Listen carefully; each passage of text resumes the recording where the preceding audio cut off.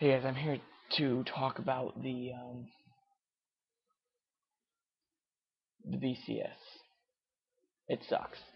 That's what I'm going to start off with. Now you've obviously got the classic case of the 2008-2009 season. Texas should have been there because they beat Oklahoma, and everyone, everyone knows our argument. I'm a huge Texas fan, and please, please, I'm begging, please subscribe to me. YouTube. Obviously, you can see this my name right now, but it's Colt 2 Jordan, all lowercase, no spaces. You don't spell out 2. It's just a number. Colt 2 Jordan, because I'm a huge Texas fan, obviously. But Texas should have been there because they beat Oklahoma. But if you put Texas there, Texas Tech has legitimate beef because they beat Texas. And if Texas Tech is there, then we're back to Oklahoma saying we beat them by, we didn't just beat them barely. Like, Texas A&M got the game-winning Texas Tech, got the game-winning touchdown against Texas. We beat them like 65-21 or something absurd like that. I remember watching that game, actually rooting for Oklahoma, thinking, well, if they beat Texas Tech, Texas will make the championship game. Unfortunately, BCS isn't that logical. But still, BCS is ridiculous. Even this past season, obviously, like was said a moment ago, or not a moment ago, but in this video that I'm responding to,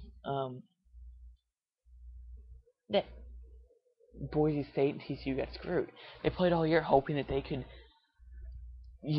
take on a Florida or an Ohio State team like that. But if they had actually taken, think about this, if they had actually taken down a Florida or an Ohio State or you fill in the blank, if they'd actually taken down a legitimate powerhouse,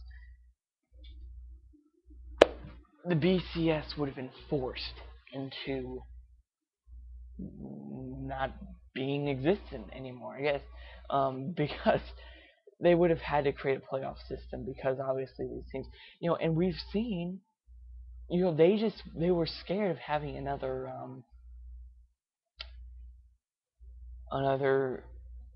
Boise State, Oklahoma. People saw that and said, okay, well they played close with an Oklahoma team that's run by a freshman quarterback, from Sam Bradford's freshman year. So we don't really know. They just got one lucky play, and they got into the end zone, score, and beat Oklahoma. They were making all the excuses in the world for that. I wanted to make sure they didn't have to do that again. So, I'm not just thinking about Texas here. I'm thinking about all the other teams who've gotten snubbed, gypped, screwed, if you want to say, recently. Not just Texas, but a lot of schools. This is in the 2008-2009 season. Florida, Oklahoma, Texas, Texas Tech, maybe Oklahoma State and Missouri from the Big 12.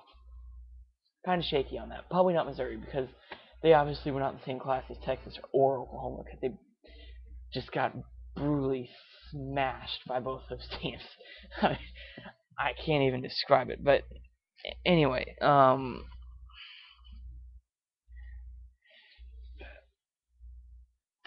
but then you also have you'd have Alabama that year, probably LSU. I don't really remember.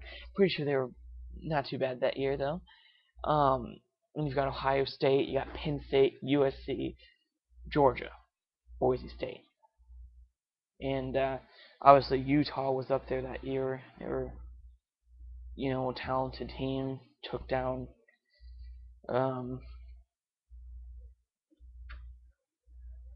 Alabama. Yes, sorry about that. Yeah, took down Alabama. So you got to make a playoff system in college football. There's no excuses anymore. And something that's even more so now because almost every year now it's going to be the winner of the Texas-Oklahoma game against some other team in the BCS championship game until they create a playoff system. Because who else in that conference is going to rival Texas and Oklahoma? Maybe one year you'll have Texas Tech, Texas A&M sneak up on these teams. Maybe Oklahoma State. But Texas Tech won't be much for a while. They lost their coach who'd built that team up. Lost a lot of guys off last year's team. which wasn't even that great of a team. I mean, they only made the Alamo Bowl. So there lost some guys off that. They might not even be looking at a bowl game this coming year. Texas A&M, they give Texas a run for the money, but that's really it. That's it, pretty much.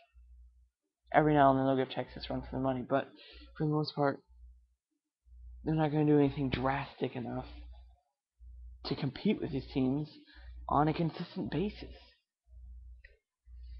And these teams are notorious, like constant knock against these teams that they don't play tough enough non-conference schedule. And while that may be true, who really does play tough non-conference schedule?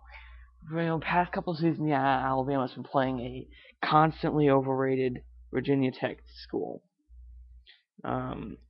Every year Virginia Tech comes into the season ranked in the top 10. And if they make a bowl game, it's not a BCS bowl game, which is what they should be making if they're in the top 10 to start the year. So, obviously, they're overrated, but it is a top 10 team, so they at least look like they're going out on a limb and trying to test themselves. Ohio State got to hand it off to them. For the past 5 years, they've played 4 top 5, not only top 25 opponents, but top 5 opponents. 2 years they played Texas. 1 year Texas won the championship with Vince Young. And then they played USC 2 years in a row. USC kind of dropped off the wall this past season, but still coming into the year, that's supposed to be a real big test. So they did a good job with that. I just gotta give my hats off. My brother's an Ohio State fan, so I get to hear about it a lot. Really do respect. You really do have to respect them for playing a tough non-conference schedule. But anyways, this is what I'm saying. You gotta do something because now almost every year, whether Texas or Oklahoma deserves it or not, you're probably gonna be looking at them in the championship game because they're gonna be a top 10 school coming in almost every season, and they're not gonna move from that spot unless they're not gonna move from that spot. One of those schools obviously is gonna beat the other one in a Red River rivalry. Red River shootout, and then that team's probably going to go to the championship game, unless someone just steps out and says they are not good enough this season. They haven't been tested enough. Obviously you got to have faith that Texas and Oklahoma are going to be able to compete and hold their own, but you don't know that for sure if they're not playing. Anyways, these are just some thoughts I have on it. Then Boise State needs a shot. 4 or 5 straight years now they've been really talented and they've deserved a real shot, and they've proved what they can do by beating Oklahoma. Give them a shot, please. And I'm out.